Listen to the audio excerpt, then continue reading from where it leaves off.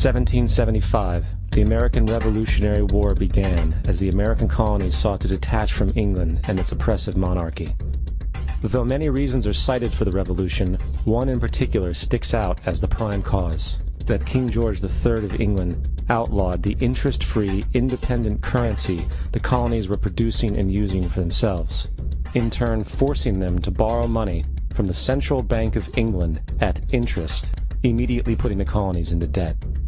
And as Benjamin Franklin later wrote, the refusal of King George III to allow the colonies to operate an honest money system which freed the ordinary man from the clutches of the money manipulators was probably the prime cause of the Revolution.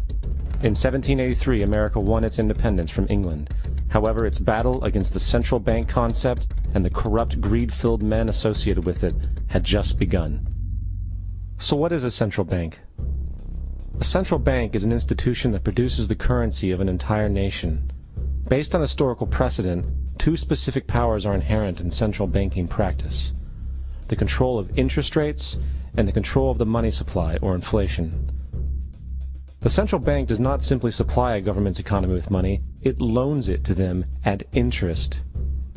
Then, through the use of increasing and decreasing the supply of money, the central bank regulates the value of the currency being issued.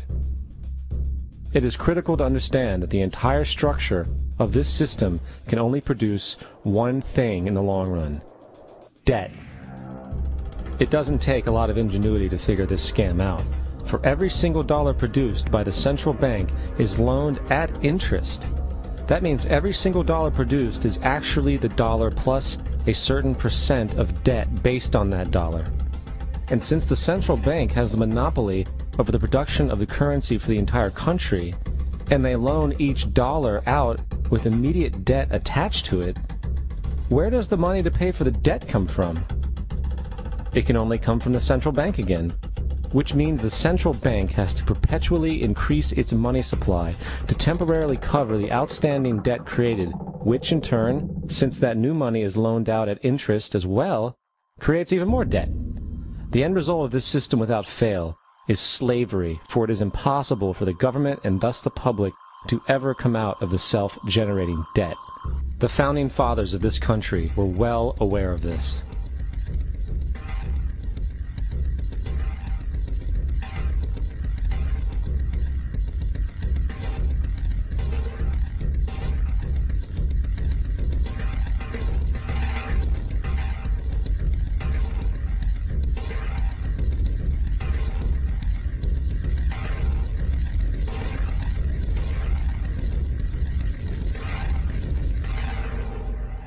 By the early 20th century, the U.S. had already implemented and removed a few central banking systems, which were swindled into place by ruthless banking interests.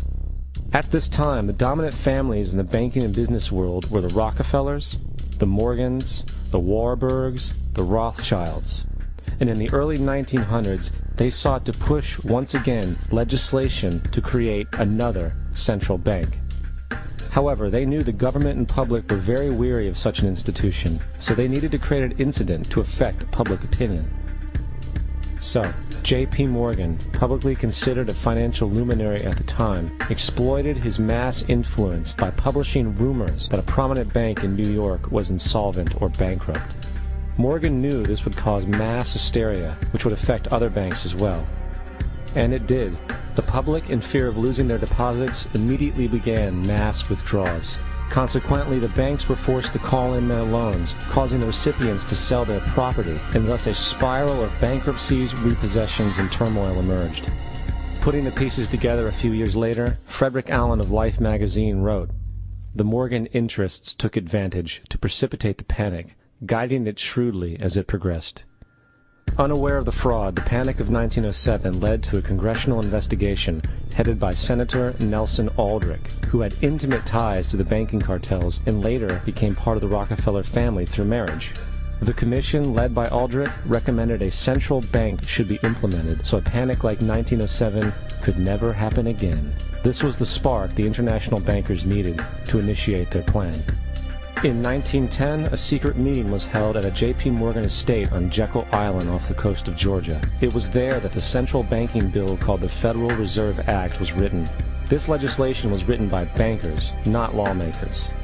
This meeting was so secretive, so concealed from government and public knowledge that the 10 or so figures who attended disguised their names when en route to the island. After this bill was constructed, it was then handed over to their political frontman, Senator Nelson Aldrich, to push through Congress. And in 1913, with heavy political sponsorship by the bankers, Woodrow Wilson became president, having already agreed to sign the Federal Reserve Act in exchange for campaign support. And 2 days before Christmas, when most of Congress was at home with their families, the Federal Reserve Act was voted in, and Wilson in turn made it law. Years later, Woodrow Wilson wrote, in regret,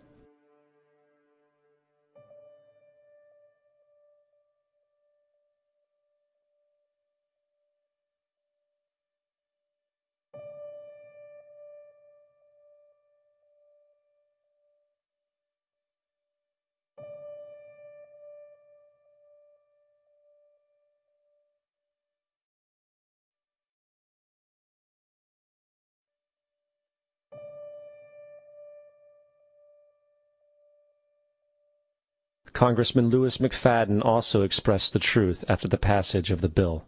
A world banking system was being set up here, a superstate controlled by international bankers, acting together to enslave the world for their own pleasure. The Fed has usurped the government. Now, the public was told that the Federal Reserve System was an economic stabilizer, and inflation and economic crises were a thing of the past. Well, as history has shown, nothing is further from the truth. The fact is, the international bankers now had a streamlined machine to expand their personal ambitions. It's alive! It's alive! It's alive! For example, from 1914 to 1919, the Fed increased the money supply by nearly 100%, resulting in extensive loans to small banks and the public. Then, in 1920, the Fed called in mass percentages of the outstanding money supply, thus resulting in the supporting banks having to call in huge numbers of loans, and, just like 1907, bank runs, bankruptcy, and collapse occurred. Over 5,400 competitive banks outside of the Federal Reserve System collapsed, further consolidating the monopoly of the small group of international bankers. Privy to this crime, Congressman Lindbergh stepped up and said in 1921, "Under the Federal Reserve Act, panics are scientifically created. The present panic is the first scientifically created one, worked out as we figure a mathematical equation." However, the panic of 1920 was just a warm-up. From 1921 to 1929, the Fed again increased the money supply, resulting once again in extensive loans to the public and banks. There was also a fairly new type of loan called a margin loan in the stock market. Very simply, the margin loan allowed an investor to put down only 10% of a stock's price, with the other 90% being loaned through the broker. In other words, a person could own $1,000 worth of stock with only $100 down. This method was very popular in the roaring 1920s, as everyone seemed to be making money in the market. However, there was a catch to this loan. It could be called in at any time and had to be paid within 24 hours. This is termed a margin call, and the typical result of a margin call is the selling of the stock purchased with the loan. So, a few months before October in 1929, J.D. Rockefeller, Bernard Baruch, and other insiders quietly exited the market, and on October 24, 1929, the New York financiers who furnished the margin loans started calling them in masse. This sparked an instantaneous, massive sell-off in the market, for everyone had to cover the margin loans.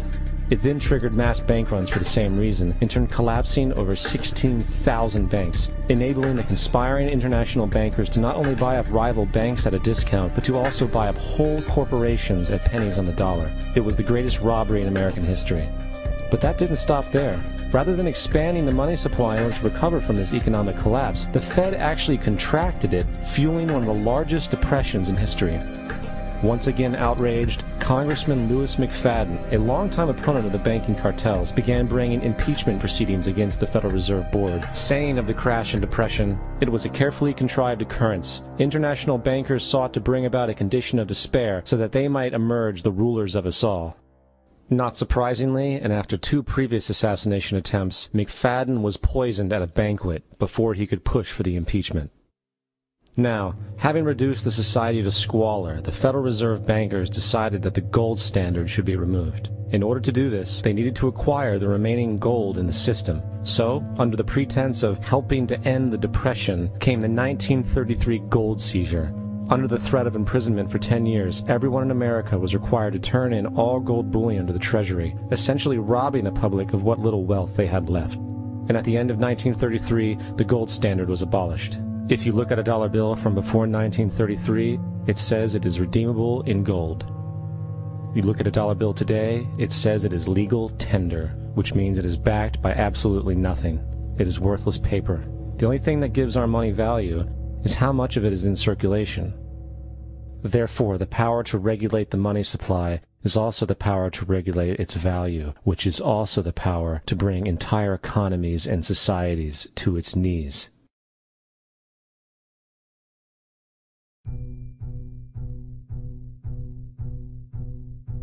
It's important to clearly understand the Federal Reserve is a private corporation. It is about as Federal Express. It makes its own policies and is under virtually no regulation by the U.S. government. It is a private bank that loans all the currency at interest to the government, completely consistent with the fraudulent central banking model that the country sought to escape from when it declared independence in the American Revolutionary War. Now, going back to 1913, the Federal Reserve Act was not the only unconstitutional bill pushed through Congress. They also pushed the federal income tax.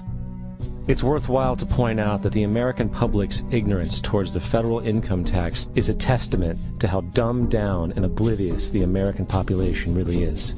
First of all, the federal income tax is completely unconstitutional, as it is a direct, unapportioned tax. All direct taxes have to be apportioned to be legal based on the Constitution. Secondly, the required number of states in order to ratify the amendment to allow the income tax was never met, and this has even been cited in modern court cases.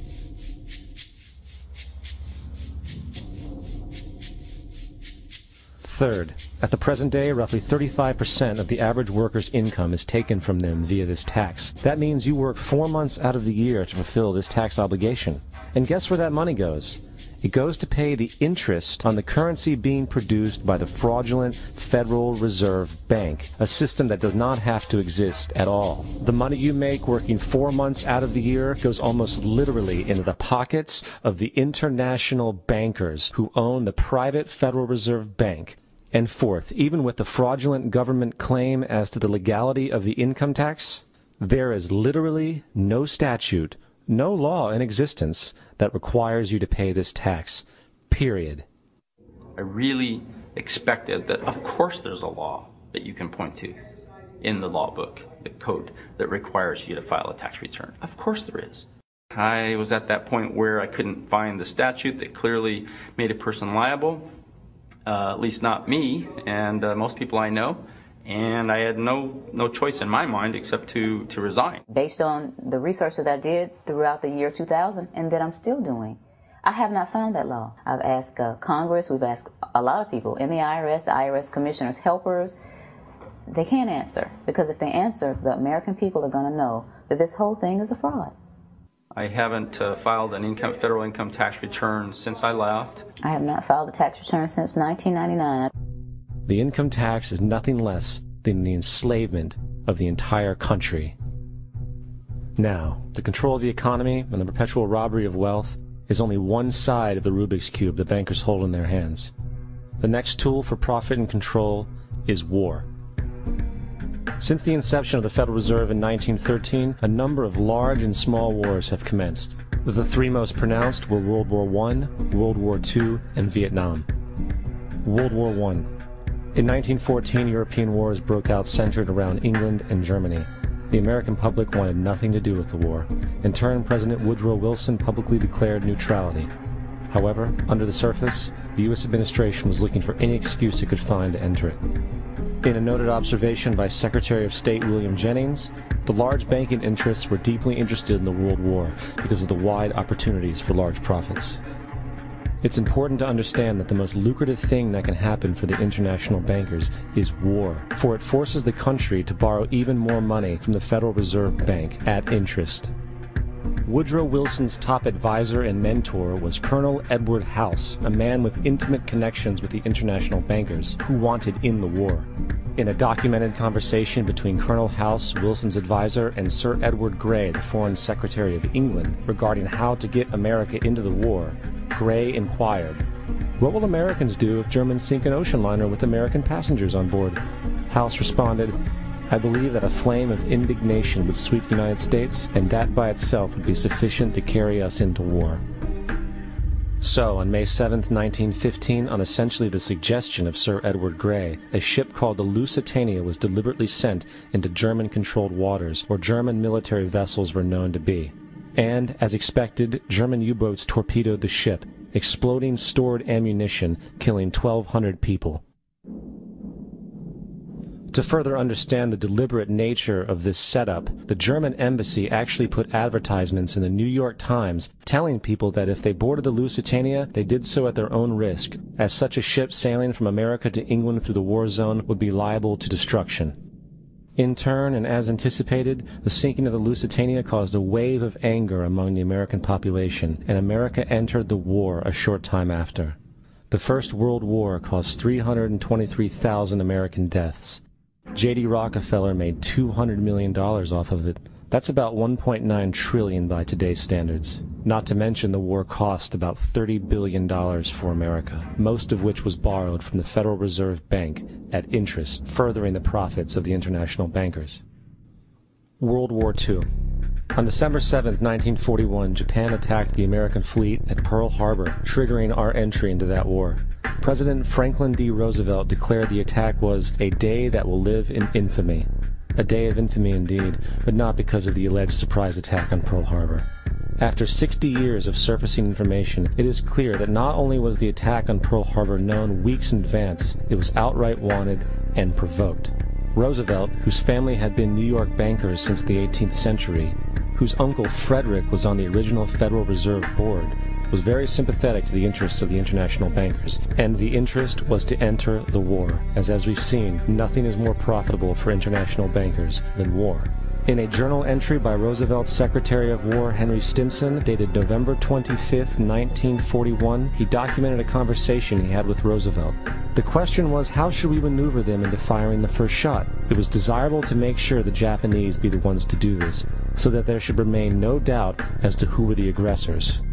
In the months leading up to the attack on Pearl Harbor, Roosevelt had done almost everything in his power to anger the Japanese, showing a posture of aggression. He halted all of Japan's imports of American petroleum. He froze all the Japanese assets in the United States. He made public loans to nationalist China and supplied military aid to the British, both enemies of Japan in the war, which, by the way, is completely in violation of international war rules. And on December 4th, 3 days before the attack, Australian intelligence told Roosevelt about a Japanese task force moving towards Pearl Harbor. Roosevelt ignored it. So, as hoped and allowed, on December 7, 1941, Japan attacked Pearl Harbor, killing 2,400 soldiers. Before Pearl Harbor, 83% of the American public wanted nothing to do with the war. After Pearl Harbor, 1 million men volunteered for the war.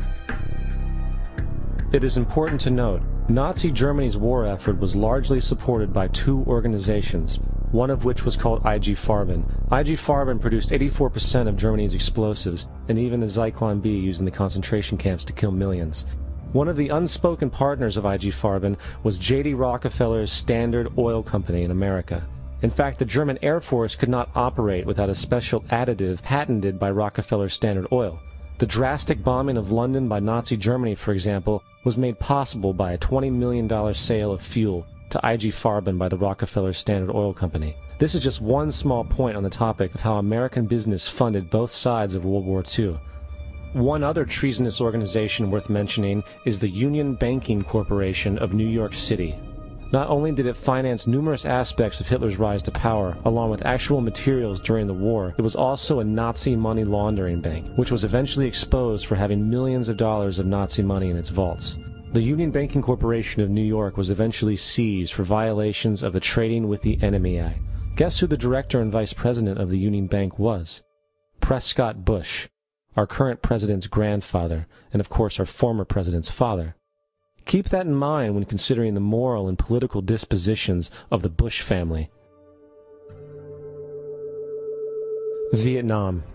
The United States' official declaration of war on North Vietnam in 1964 came after an alleged incident involving two U.S. destroyers being attacked by North Vietnamese PT boats in the Gulf of Tonkin. This was known as the Gulf of Tonkin incident. This single situation was the catalytic pretext for massive troop deployment and full-fledged warfare.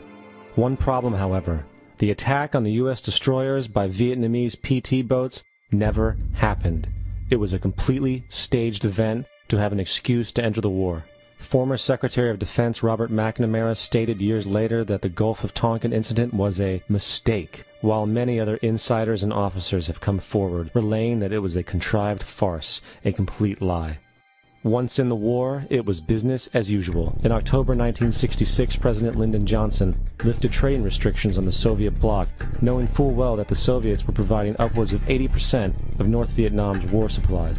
Consequently, Rockefeller interests financed factories in the Soviet Union, which the Soviets used to manufacture military equipment and send it to North Vietnam.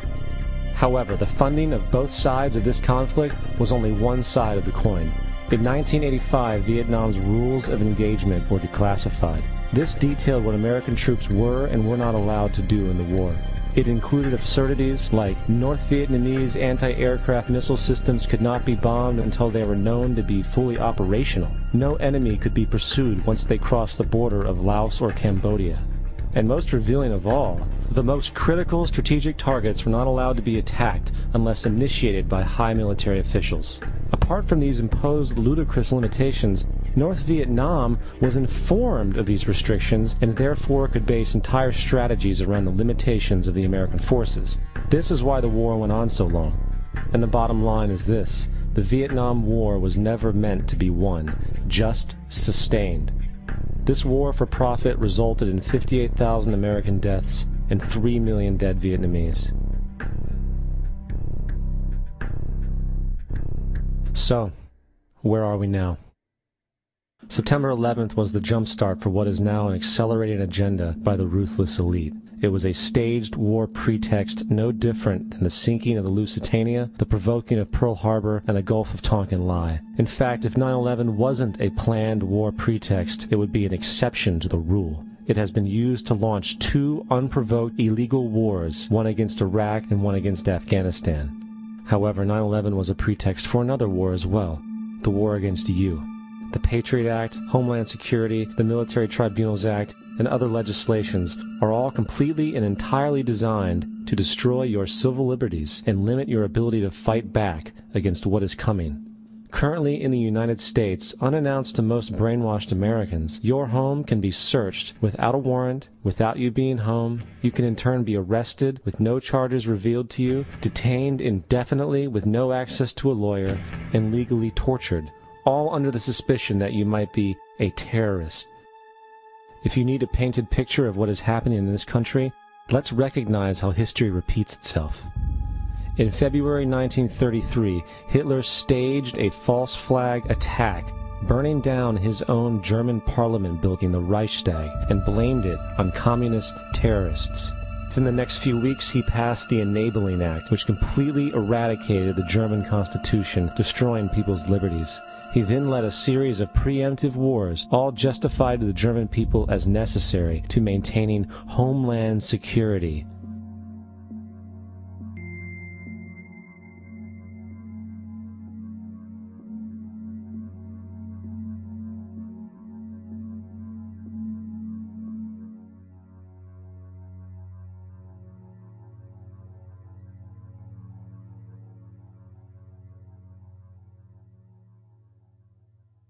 Am Schicksal des Kommunismus und der sich mit ihm verbrüdernden anderen Organisationen ändert dies nichts.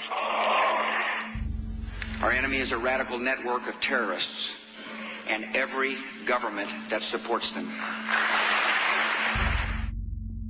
It's time to wake up. The people in power go out of their way to make sure that you are perpetually misled and manipulated. The majority's perception of reality, especially in the political arena, is not their own. It is shrewdly imposed upon them without them even knowing it. For example, the public at large actually believes the invasion of Iraq is going badly, as sectarian violence doesn't seem to stop. What the public fails to see is that the destabilization of Iraq is exactly what the people behind the government want.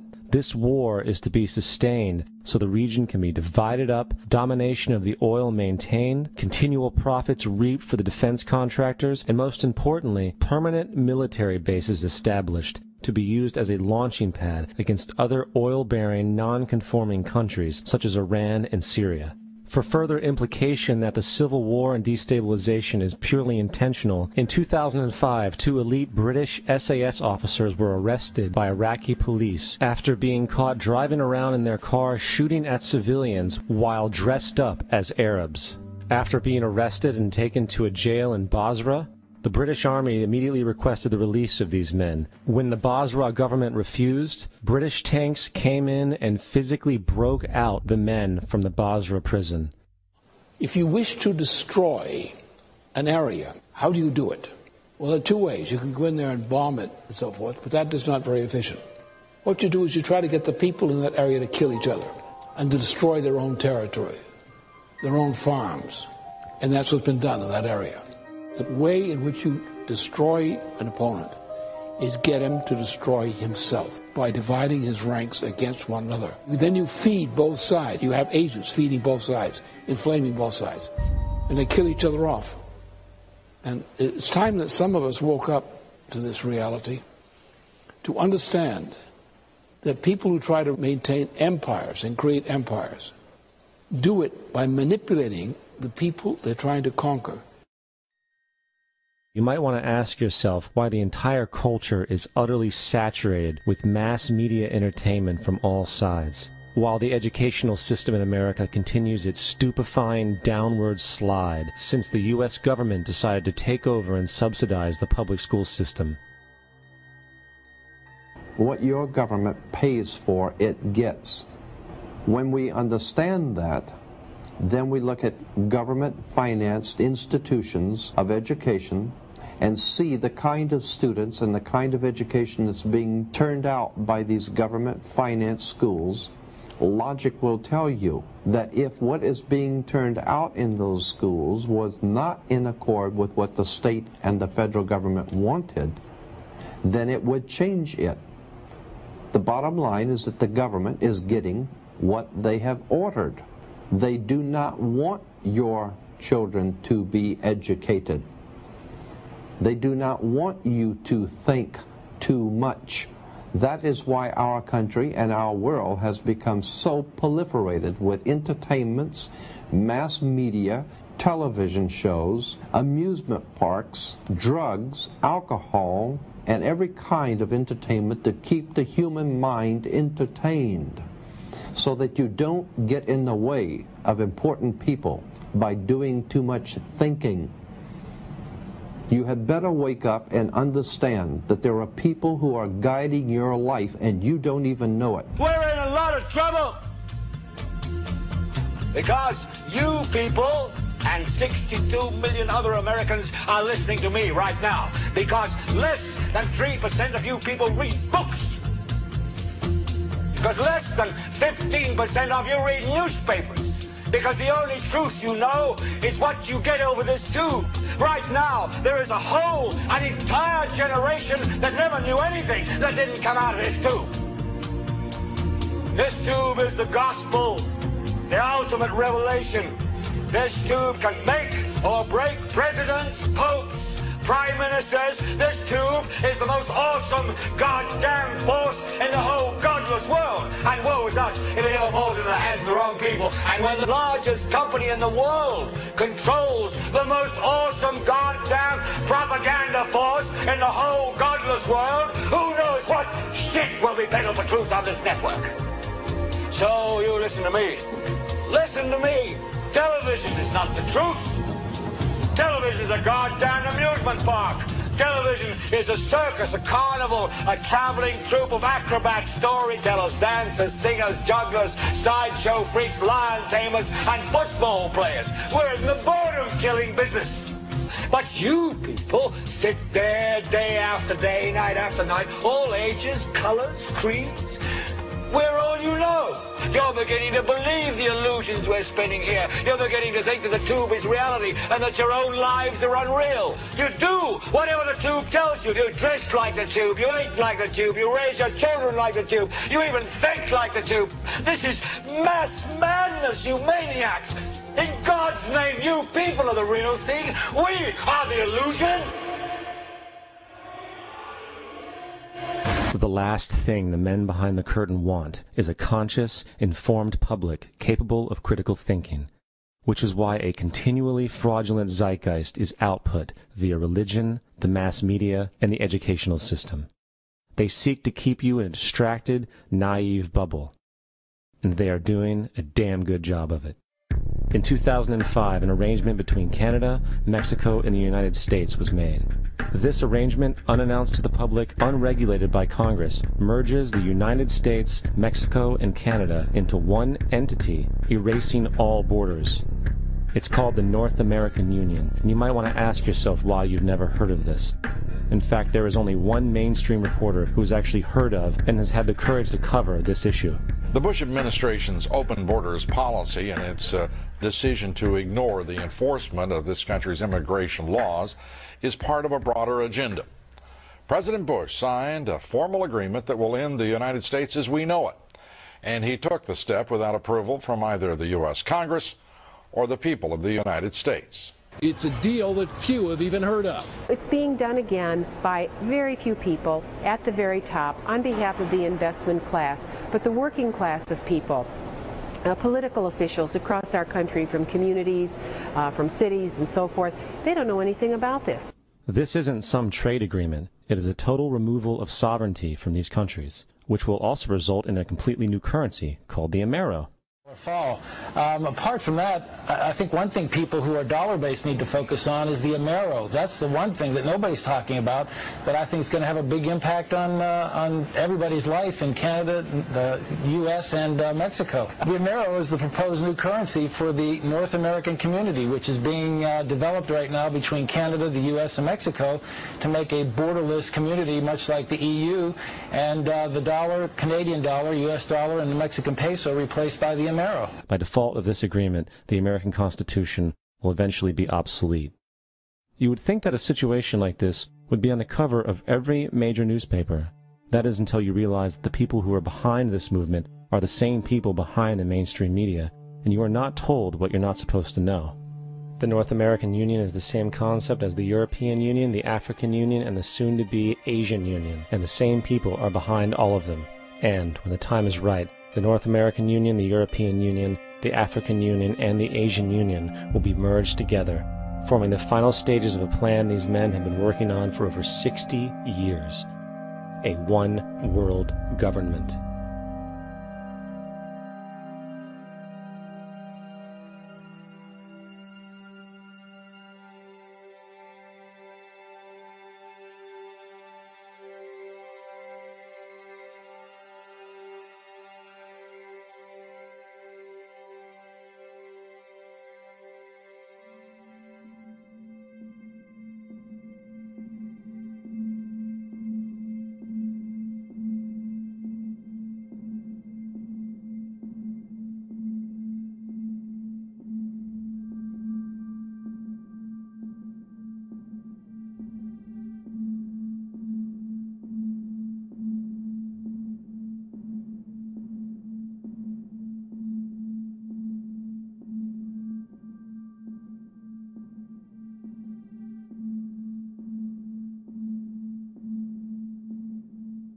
One bank, one army, one center of power.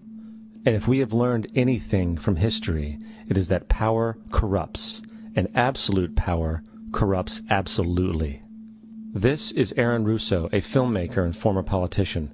To his left is Nicholas Rockefeller of the infamous Rockefeller banking and business dynasty. After maintaining a close friendship with Nicholas Rockefeller, Aaron eventually ended the relationship, appalled by what he had learned about the Rockefellers and their ambitions. I got a call one day from an attorney woman I knew, and she said, "Would you like to meet one of the Rockefellers?" I said, "Sure, I'd love to." And we became friends, and he began to divulge a lot of things to me So he said to me one night, he said that there's going to be an event there, and out of that event, you're going to see we're going to go into Afghanistan, so we can run pipelines from the Caspian Sea. We're going to go into Iraq to take the oil and establish a base in the Middle East, and we're going to go into Venezuela and try and get rid of Chavez. And the first two they've accomplished. Chavez they didn't accomplish. And he said you're going to see guys going into caves looking for looking for people that they're never going to find. You know, he was laughing about the fact that you have this war on terror. There's no real enemy. He's talking about how by having this war on terror, you can never win it because it's an eternal war. And so you can always keep taking people's liberties away. And I said, how are you going to convince people that this war is real? He said, but the media can convince everybody it's real. I mean, you know, it's just that you keep talking about things. You keep saying it over and over and over again, and eventually people believe it. You know, you created the Federal Reserve in 1913 through lies. You create 9/11, which is another lie. Through 9/11, then you're fighting a war on terror, and now all of a sudden you go into Iraq, which was another lie, and now they're going to do Iran. You know, and it's all one thing leading to another, leading to another, leading to another. Now, I would say to them, what are you doing this for? What's the point of this thing? You have all the money in the world you ever want. You have all the power. I said, you know, you're hurting people. It's not a good thing. And he would say, what do you care about the people for? Take care of yourself and you take care of your family. And then I said to him, what are the ultimate goals here? He said, the ultimate goal is to get everybody in this world chipped with the RFID chip and have all money be on those chips and everything on those chips.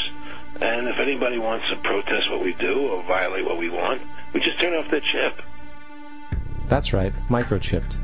In 2005, Congress, under the pretense of immigration control and the so-called war on terrorism, passed the Real ID Act, under which it is projected by May 2008, you will be required to carry around a federal identification card, which includes on it a scannable barcode with your personal information. However, this barcode is only an intermediary step before the card is equipped with a VeriChip RFID tracking module, which will use radio frequencies to track your every move on the planet. If this sounds foreign to you, please note that the RFID tracking chip is already in all new American passports. And the final step is the implanted chip, which many people have already been manipulated into accepting under different pretenses. We have a Florida family who are really pioneers in a brave new world. They have volunteered to be the first ever to have microchip identification devices implanted into their bodies. After 9/11, I was really concerned with the security of my family. I wouldn't mind having something planted permanently in my arm that would identify me. In the end, everybody will be locked into a monitored control grid where every single action you perform is documented. And if you get out of line, they can just turn off your chip, for at that point in time, every single aspect of society will revolve around interactions with the chips. This is the picture that is painted for the future if you open your eyes to see it. A centralized one-world economy where everyone's moves and everyone's transactions are tracked and monitored, all rights removed.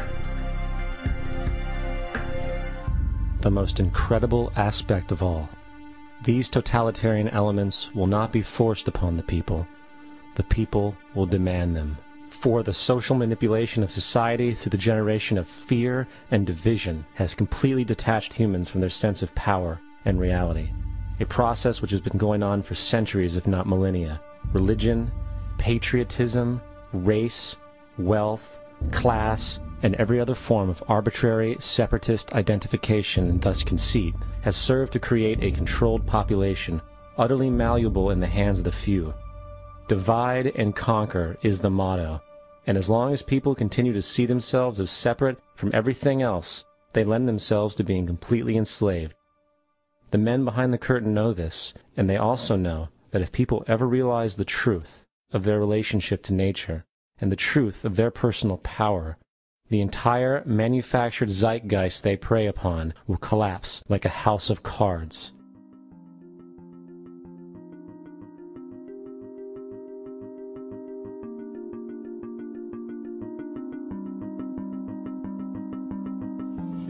The whole system that we live in drills into us that we're powerless, that we're weak, that our society is evil, that it's crime-ridden, etc., and so forth. It's all a big, fat lie. We are powerful, beautiful, extraordinary. There is no reason why we cannot understand who we truly are, where we are going. There is no reason why the average individual cannot be fully empowered. We are incredibly powerful beings.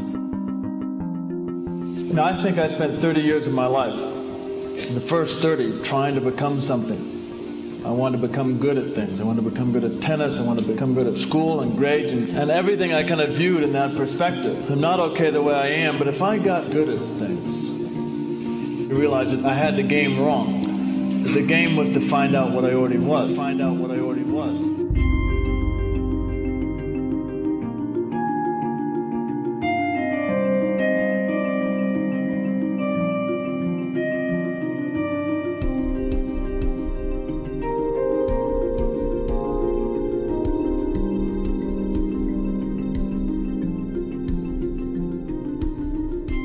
Now, in our culture, we've been trained for individual differences to stand out.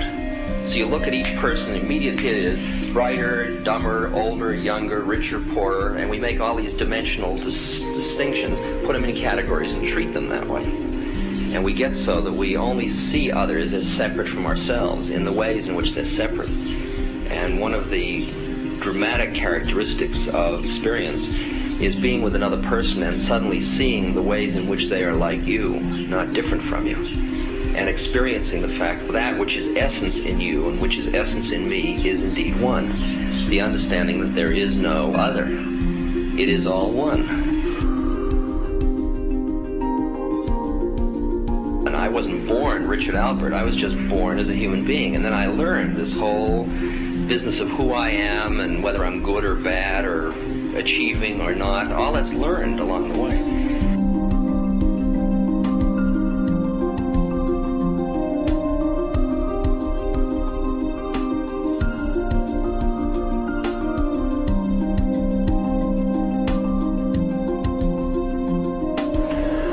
The old appeals to racial, sexual, and religious chauvinism, to rabid nationalist fervor, are beginning not to work. A new consciousness is developing which sees the earth as a single organism and recognizes that an organism at war with itself is doomed.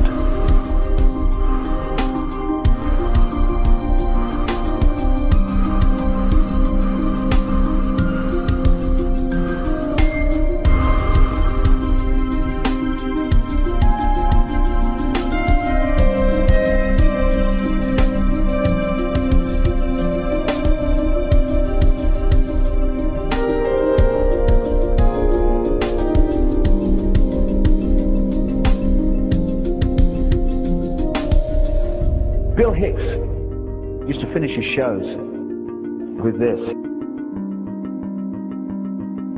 Life's like a ride in an amusement park. And when you go on it, you think it's real, because that's how powerful our minds are. And the ride goes up and down and round and round. It has thrills and chills, and it's very brightly colored. And it's very loud, and it's fun for a while.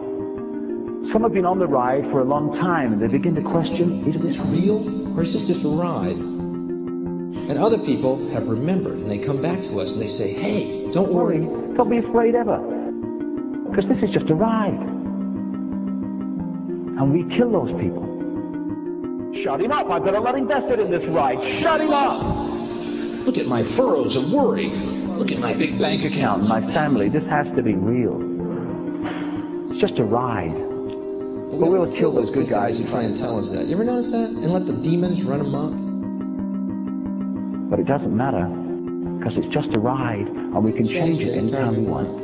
It's only a choice. No effort, no work, no job, no savings of money. Just a choice right now between fear and love.